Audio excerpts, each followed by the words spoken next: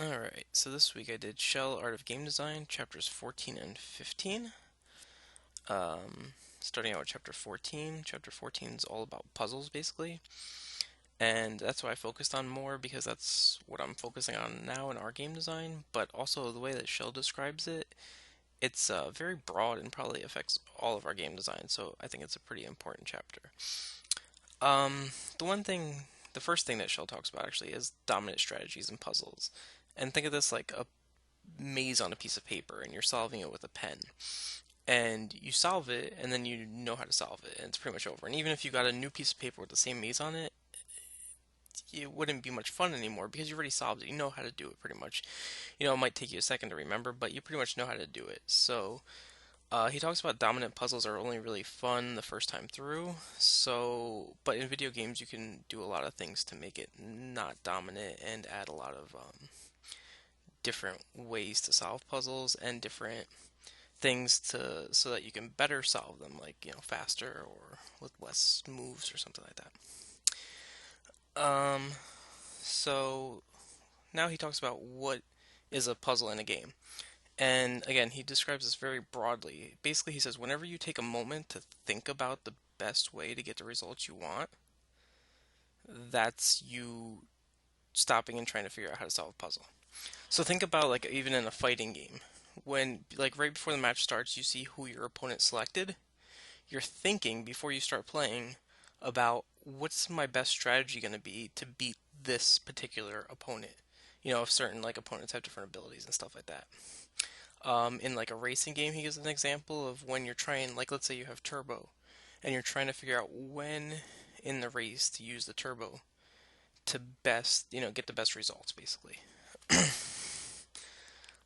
So that's the idea behind that. It's not just like puzzles, like you go into a maze or like something like that. It's any time you stop to think about how to solve something in the game.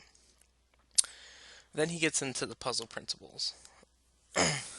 Um, the first of which is the goal should be clear to the player because if the goal's not clear to the player in a puzzle, then they can't even start to solve it. Like you need to know what the objective is to start thinking about what you want to do and how to get to that objective.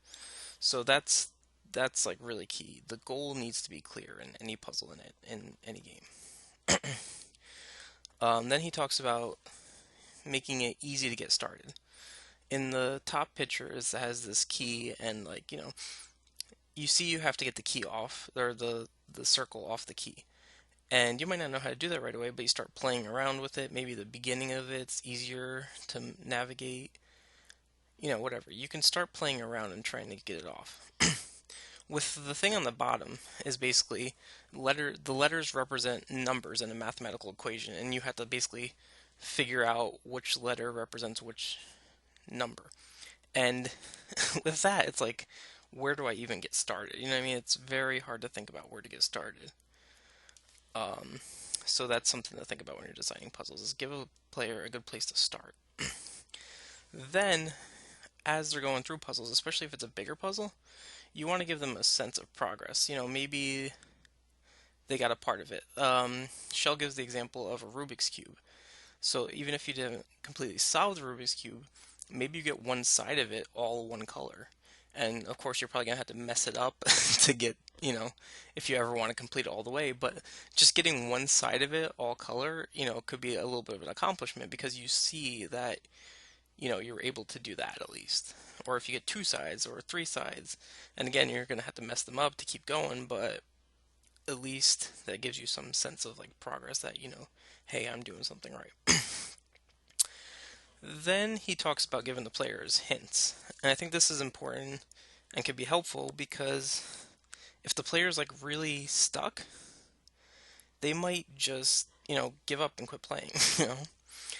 Um, he also talks about the reward from a puzzle being like the aha moment. And that's when you finally figure, oh, that's how you solve it. That's what I need to do. And he talks about, yes, you get that, and it's much better if you get that by figuring out on your own.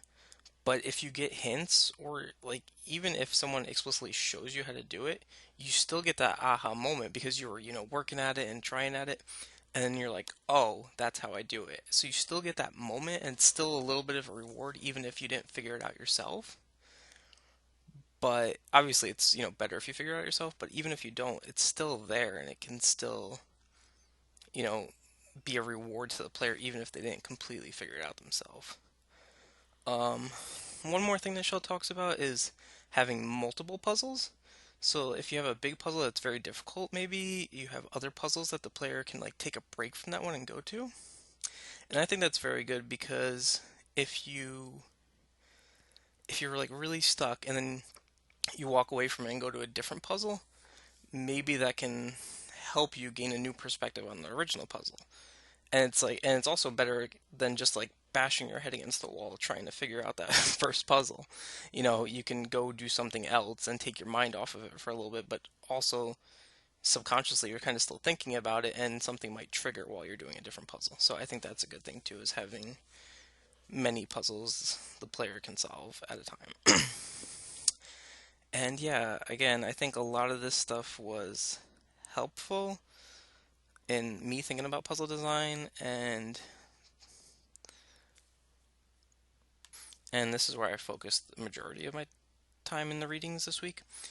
But then we go on to chapter 15 in Shell, and that talks about interfaces. And not interfaces just as inputs like, controllers, mouse, keyboard, whatever you're using as input, but also outputs like TV, monitor, anything that you're seeing the information relayed back to you, like on. So that's, you know, think about what inputs work best with your game and outputs. These things are important, obviously. Shell dives into them deeper in the chapter, and I think it's useful, but I just didn't really need to dive into all that right now. So basically, I moved on. We get to the lens of feedback. And I thought this was very important because it asks you, what does the player need to know, and what do they want to know? And also, what is the goal, and what feedback is the game giving the player to tell them that they're either progressing towards that goal or not. And an example I thought of is like, let's say you're in a boss battle and you're fighting the boss, you keep fighting it. The boss has no health bar, there's no visible damage, there's no indicators of any kind that show that you're doing damage to the boss. So you're not getting any feedback from it. So if you keep fighting it and fighting it and fighting it, you're not getting any feedback, you might just give up because you don't know if you're doing anything or not. You might get frustrated, like, or question whether you're doing anything or not. If you have a health bar, at least you could see, oh, okay, I'm knocking the health down a little bit. I have this much more to go. Even if there's just indicators that show you're doing damage, like pieces, it's a robot and pieces of it fall off as you do more and more damage. You have something visible, and I think that's very important, is to have that some kind of feedback to the player to let them know through the output, to let them know that their input is doing something and they're moving forward towards their goal. The final thing in this chapter I want to cover is information priority. You want to put more important information on the player's screen at all times, like your health, how many lives you have, maybe a mini map. You want that information on the player's screen at all times. But there's other information you want to display to the players, like let's say inventory, where they don't need to see all their inventory on their screen at all times. The player might want to look for that, so you can pause and go into the menu or open up the inventory menu and see what your inventory is. So you still want to display that information to the player, but you got to prioritize. You only have so much screen real estate if you're working on a screen, and you need to prioritize what you're showing the players at all time and what they can dive into more if they want to. Anyway, that's pretty much it for chapters 14 and 15.